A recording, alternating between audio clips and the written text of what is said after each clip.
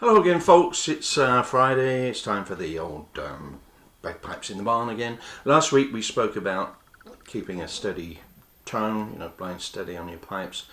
We worked out the keeping the bag tight, making sure the stocks are tight, everything.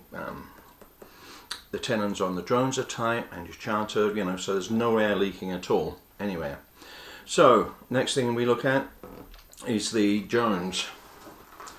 And we want to make sure they're not taking too much air.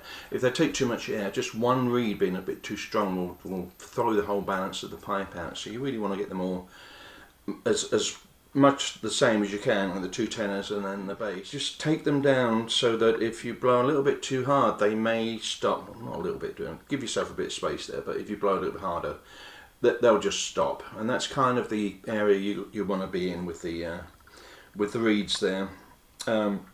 The other thing you need to do is just make sure that they are stable. Now, the way to do that, just blow into the drone without the pipe and get up to the sort of pressure that the bag's going to be at, and then just increase and decrease that pressure just a little bit. Now, we're not talking about just a little blow and all at the same pressure at first, and then just vary it and see if the pitch changes on the drone.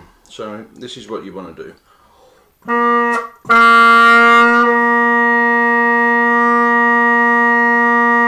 So there's nothing moving there, so this one's just fine.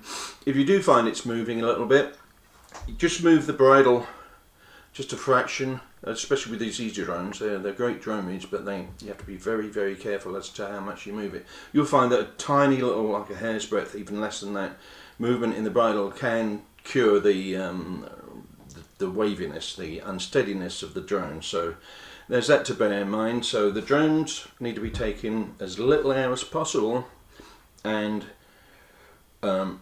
set so they will more or less stop together after they've been done. Okay, so next thing, I'm not going to get this out, but chanter and chanter reeds. Don't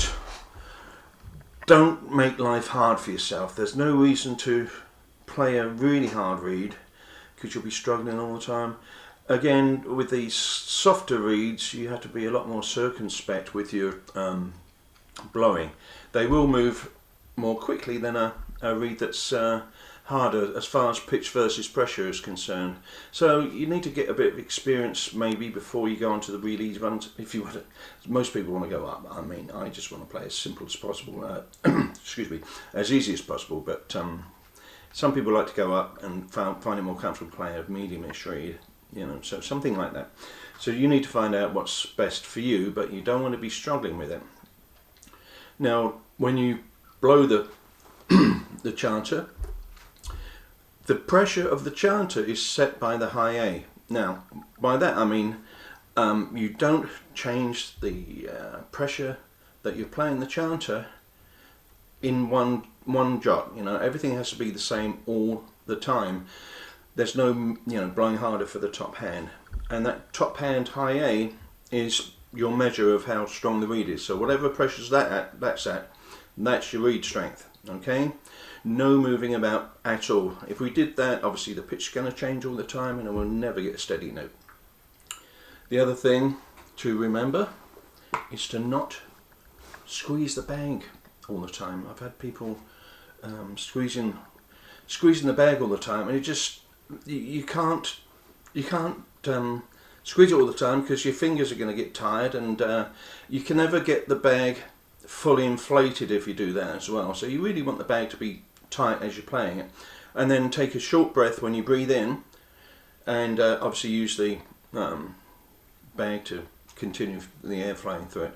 So I'm just going to show you here the sort of thing I'm talking about. Now, your arm over your bag shouldn't be moving more than about an inch or so. Any more than that, you may have a problem that you need to address according to the things that I've just detailed with you.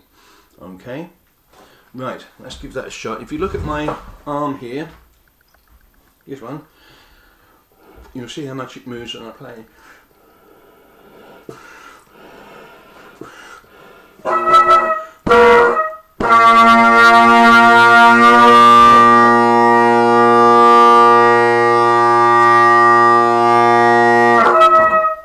do it. I forgot to turn the pitch guard on, so there's no way again. Let's try that again.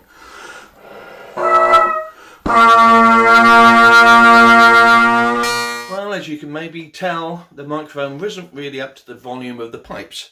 So we've gone to plan B, which is me playing at Winter Storm, and hopefully you'll be able to see my arm moving very little on there.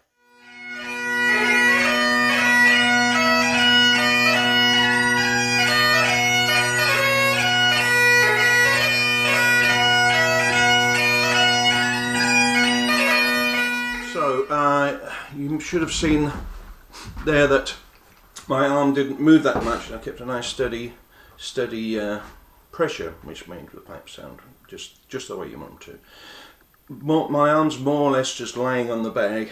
Maybe, you know, you don't want it to slip down your arm, but you don't need to put hardly any pressure on it, because the bag's doing the work for you and your lungs are doing the work. So your arm's irrelevant at that point, really. When it becomes relevant, obviously, is when you want to take a breath, and don't spend a long time. Don't go,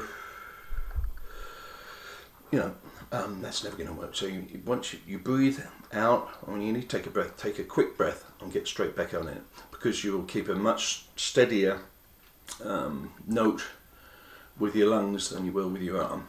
And the other thing to consider as well is blowing from your diaphragm down here rather than using lungs all the time. If you use a combination of the two, you'll find that it creates a much steadier air pressure going into the pipes. So this isn't going to really show you how to blow steady, but it will show you steps you can take to help you to blow steady. Okay, and if you can do all these things, you've got a much better chance of overcoming that obstacle. Alright, all the best, and I'll see you next week. Many thanks.